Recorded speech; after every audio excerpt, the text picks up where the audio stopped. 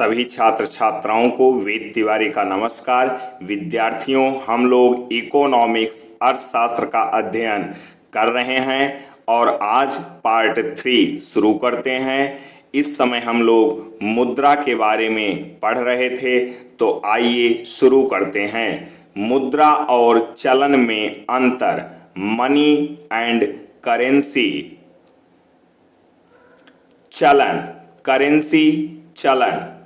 पत्र मुद्रा जैसे कागजी नोट, धातु मुद्रा जैसे सिक्के, 5 रुपए का सिक्का या कोई अन्य सिक्का, मनी, मुद्रा। पत्र मुद्रा जैसे कागजी नोट, धातु मुद्रा जैसे सिक्के, साख मुद्रा जैसे चेक, ड्राफ्ट, बॉन्ड, जमीन के कागज, एनएससी आदि। धातु मुद्रा, इसमें धातु से बने हुए सिक्के मुद्रा के तौर पर प्रयोग किए जाते हैं। इसका मूल्य व इसकी प्रामाणिकता सरकार द्वारा निर्धारित की जाती है। यह 2 प्रकार का होता है।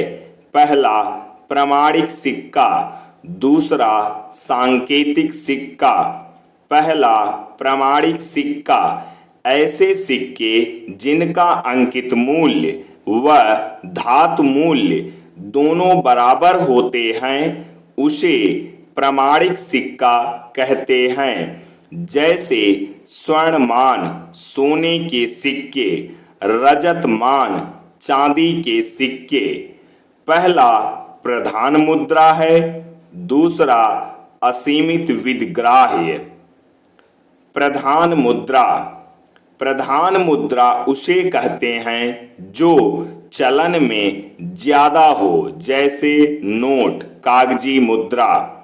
सहायक मुद्रा, सहायक मुद्रा उसे कहते हैं जो प्रधान मुद्रा के सहायक होते हैं, जैसे सिक्के, 1, 2 या 5 के सिक्के। सांकेतिक सिक्का, ऐसे सिक्के जिनका अंकित मूल्य धातु मूल्य से अधिक होता है, उसे सांकेतिक सिक्का कहते हैं। जैसे वर्तमान सिक्के, पहला गौण मुद्रा, दूसरा सीमित विधि ग्राह्य। पत्र मुद्रा, कागज पर छपी मुद्रा पत्र मुद्रा कहलाती है। पत्र मुद्रा देश की प्रधान मुद्रा है। पत्र मुद्रा सरकार द्वारा केंद्रीय बैंक से जारी की जाती है। भारत का केंद्रीय बैंक रिजर्व बैंक है। भारत में पत्र मुद्रा का निर्गमन आरबीआई करता है। भारत में सिक्के वित्त मंत्रालय द्वारा निर्गमन किए जाते हैं। पत्र मुद्रा के निर्गमन के लिए सरकारी प्रतिभूति आवश्यक होती है। इसके लिए 200 करोड़ रुपए के लिए सरकारी प्रतिभूति आवश्यक है। 200 करोड़ रुपए 115 करोड़ का सोना प्लस 185 करोड़ सरकारी प्रतिभूतियां, जैसे बॉन्ड, डिबेंचर, ऋण पत्र इत्यादि। 200 करोड़ रुपए में 115 करोड़ का सोना और 85 करोड़ की सरकारी प्रतिभूतियां आवश्यक हैं। पत्र मुद्रा के लाभ, पत्र मुद्रा से निम्नलिखित लाभ हैं। पहला वहनीयता, दूसरा मितव्ययी, तीसरा संचय की सुविधा। पहला वहनीयता, वहनीयता का तात्पर्य पत्र मुद्रा को एक स्थान से दूसरे स्थान तक आसानी से और सुरक्षित लेके जाया जा सकता है। दूसरा मितव्ययी, मितव्ययी का तात्पर्य कम खर्चीला, अर्थात इसे कम खर्चीला माना जाता है। तीसरा संचय की सुविधा, संचय की सुविधा से तात्पर्य यह है कि इसे कहीं भी सुरक्षित रखा जा सकता है। सिक्कों पर अशोक का चिन्ह 1950 से अंकित किया गया था। भारत में गिलट के रुपए का प्रचलन 1946 से हुआ था। 2 अक्टूबर 1965 को 10 रुपए का सिक्का चलाया गया था। महात्मा गांधी के जन्मदिन के 100 वर्ष पूरे हो जाने पर तथा इसमें गांधी जी की मूर्ति अंकित की गई। ग्रेशम का नियम: जब एक साथ 2 मुद्राएं चलन में हो तो बुरी मुद्रा अच्छी मुद्रा को चलन से बाहर कर देगी। ग्रेशम महारानी विक्टोरिया के आर्थिक सलाहकार थे। मुद्रा का मूल्य कभी भी स्थिर नहीं रहता है, अर्थात मुद्रा का मूल्य हमेशा घटता बढ़ता रहता है। मुद्रा के मूल्य को प्रभावित करने वाले कारक: पहला, प्राकृतिक कारक। मुद्रा के मूल्य को प्राकृतिक कारक प्रभावित करते हैं, जैसे अच्छी वर्षा, ओलावृष्टि, सूखा, बाढ़, अच्छी फसल आदि। दूसरा, ऋतुओं में परिवर्तन। ऋतुओं में परिवर्तन होने के कारण भी मुद्रा के मूल्य में परिवर्तन होता रहता है, अर्थात ऋतुओं में परिवर्तन भी मुद्रा मूल्य को प्रभावित करने वाला एक प्रमुख कारण माना जाता है। तीसरा, विज्ञापन। विज्ञापन भी मुद्रा के मूल्य को प्रभावित करने वाला एक प्रमुख कारण माना जाता है। फैशन। चौथा, फैशन। फैशन भी मुद्रा के मूल्य को प्रभावित करता है। मुद्रा की पूर्ति को प्रभावित करने वाले कारक: पहला, मुद्रा का निर्गमन। दूसरा, क्रेता की आय में परिवर्तन। तीसरा, विकास का स्तर। मुद्रास्फीति यानी मुद्रा प्रसार, मनी इन्फ्लेशन। मुद्रा प्लस स्फीति अर्थात मुद्रा की मात्रा में वृद्धि यानी प्रसार यानी फैलाव, वृद्धि। मुद्रास्फीति वह दशा है जिसमें मुद्रा की पूर्ति बढ़ जाती है और वस्तुएं महंगी हो जाती हैं। क्राउथर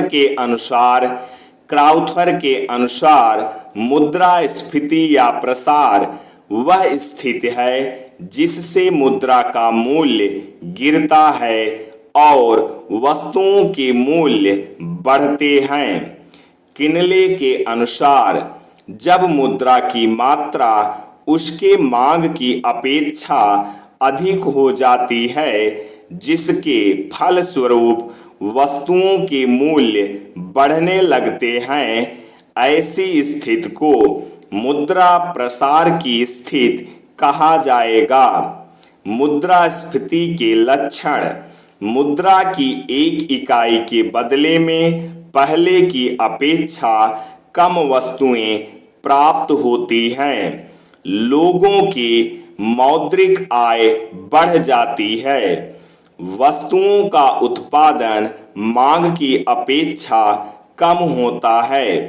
मुद्रा की मात्रा बढ़ जाती है। सार्वजनिक व्यय। मुद्रा प्रसार की अवस्थाएं: पहला, रेंगता हुआ प्रसार। दूसरा, चलता हुआ प्रसार। तीसरा, दौड़ता हुआ प्रसार। चौथा, सरपट दौड़ता हुआ प्रसार। पहला, रेंगता हुआ प्रसार।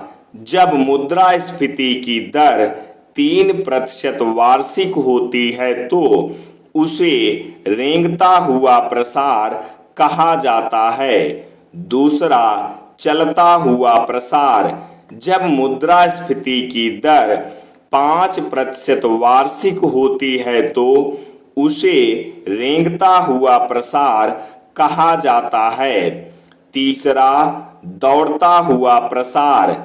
जब मुद्रा प्रसार की दर 10% वार्षिक होती है तो उसे दौड़ता हुआ प्रसार कहते हैं। चौथा, सरपट दौड़ता हुआ प्रसार। सरपट दौड़ता हुआ प्रसार में वार्षिक दर का अनुमान नहीं लगाया जा सकता है। इसका वार्षिक दर तेजी से घटता बढ़ता रहता है। मुद्रा प्रसार के कारण। मुद्रा प्रसार के दो महत्वपूर्ण कारण हैं। पहला, सरकारी नीति से जुड़े कारण।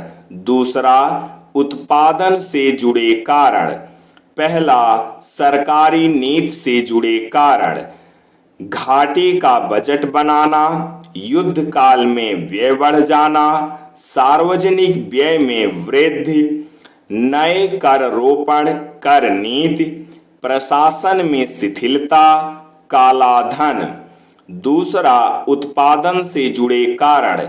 उत्पादन में कमी, लागत में वृद्धि, मांग में वृद्धि, साख में वृद्धि। मुद्रा प्रसार के प्रभाव। मुद्रास्फीति या प्रसार से लाभान्वित पक्ष। कृषक, शिल्पकार, कारखानों के स्वामी, ऋणी वर्ग यानी कर्जदार, श्रमिक वर्ग, करदाता यानी टैक्स पे। मुद्रास्फीति या प्रसार से हानि वाले पक्ष। निश्चित आय वाले वर्ग, उपभोक्ता वर्ग, ऋणदाता यानी ऋण देने वाला, सरकार। मुद्रा प्रसार को रोकने के उपाय। पहला, मौद्रिक उपाय। दूसरा, राजकोषीय उपाय। पहला, मौद्रिक उपाय। मौद्रिक उपाय द्वारा मुद्रा प्रसार को रोकना। मुद्रा के निर्गमन को कठोर बनाना, नई मुद्रा का चलन, बैंक दर में वृद्धि, खुला बाजार कार्यवाही, नगद आरक्षी अनुपात में वृद्धि यानी CRR में वृद्धि, साख पर नियंत्रण यानी उधारी पर नियंत्रण। दूसरा, राजकोषीय उपाय। राजकोषीय उपाय द्वारा मुद्रा प्रसार को रोकना। संतुलित बजट, ऋण प्राप्ति, सार्वजनिक व्यय पर नियंत्रण, बचत को प्रोत्साहन। मुद्रा प्रसार को कम करने के लिए उत्पादन को बढ़ावा देना चाहिए ताकि मांग के अनुरूप पूर्ति की जा सके। मुद्रा प्रसार को कम करने के लिए सरकार को राजस्व नीतियों में सुधार करना चाहिए। मुद्रा प्रसार को कम करने के लिए सरकार द्वारा कर नीति में सुधार की आवश्यकता है। मुद्रा प्रसार को कम करने के लिए कर वसूली में सख्ती लानी चाहिए। मुद्रा प्रसार को नियंत्रित करने के लिए सब्सिडी को हर संभव समाप्त कर देना चाहिए। मुद्रा संकुचन यानी मुद्रा अपस्फीति। मुद्रा संकुचन मुद्रा प्रसार की विपरीत स्थिति को कहते हैं। जब किसी देश में मुद्रा की मात्रा उसकी मांग की अपेक्षा बहुत कम होती है तो उसे मुद्रा संकुचन कहते हैं। मुद्रा संकुचन की स्थिति में मुद्राओं व वस्तुओं की सेवाओं में कमी हो जाती है। क्राउथर के अनुसार मुद्रा संकुचन वह स्थिति है जिसमें मुद्रा का मूल्य बढ़ता है तथा वस्तुओं का मूल्य घटता है। पीगू के अनुसार जब किसी समाज की मौद्रिक आय की तुलना में वहां पर वस्तुओं तथा सेवाओं का उत्पाद अधिक तेजी से बढ़ जाता है तो इससे मुद्रा की क्रय शक्ति बढ़ जाती है और वस्तुओं और सेवाओं का मूल्य गिर जाता है। भारतीय रिजर्व बैंक। अब भारतीय रिजर्व बैंक के बारे में पढ़ते हैं। भारत में एक बेहतर बैंकिंग प्रणाली की स्थापना के लिए एक केंद्रीय बैंक की आवश्यकता महसूस की जा रही थी। इसी के लिए हिल्टन यंग कमीशन का गठन किया गया। इस कमीशन की सिफारिश पर भारत सरकार ने आरबीआई एक्ट 1934 पारित किया। इस अधिनियम के द्वारा 1 अप्रैल 1935 को भारतीय रिजर्व बैंक का गठन कर दिया गया। 1 जनवरी 1949 को भारतीय रिजर्व बैंक का राष्ट्रीयकरण कर दिया गया। भारतीय रिजर्व बैंक का मुख्यालय मुंबई। भारतीय रिजर्व बैंक का मुख्यालय मुंबई में है। आरबीआई का संगठन कितने लोगों से मिलकर होता है, तो आइए देखते हैं।